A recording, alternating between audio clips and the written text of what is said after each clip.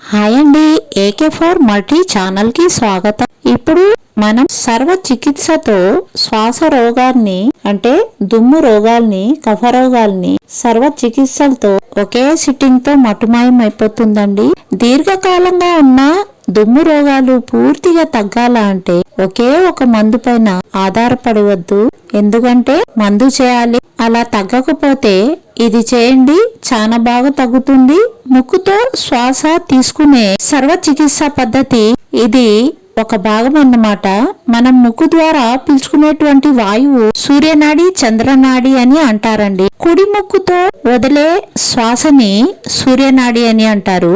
ఎడం ముక్కు నుండి వదిలే గాలిని చంద్రనాడి అని అంటారు. ఈ రెండు శ్వాస శరీర ప్రక్రియలు సర్వ చికిత్స పద్ధతితో ప్రాణాయామం, ధ్యానము, యోగా పద్ధతులు, వ్యాయామ పద్ధతులు తెలుసుకొని మనము శ్వాస రోగాలని పోగొట్టుకోవాలి. దగ్గు, దమ్ము వ్యాధిగ్రస్తులు ఇక్కడ పైన చెప్పిన సర్వ చికిత్సతో మనం ఈ రోగాన్ని చాలా బాగా తగ్గించుకోవచ్చండి. శ్వాస అనేది ఎక్కువ ఏ ముక్కు రంధ్రం నుండి కూడా వెళ్తుందో అది తెలుసుకోవాలా అంటే మనము అరిచేతి ముక్కు వద్ద ఉంచి ఏ ముక్కు నుండి ఎక్కువ శ్వాస వస్తుందో అప్పుడే తెలుస్తుంది అన్నమాట. ఈ విధంగా కుడి ముక్కు నుండి ఎక్కువ గాలి వస్తే కుడి ముక్కును మూసివేసేయాలి, ఎడం ముక్కు నుండి గాలి వదలాలి. ఎడం ముక్కును మూసివేసేసి కుడి ముక్కు నుంచి గాలి వదలాలి. ఈ విధంగా ప్రతిరోజు ఉదయము, సాయంత్రము 10 నిమిషాలు ఇలా చేస్తూ ఉంటే ఖచ్చితంగా మన శ్వాసని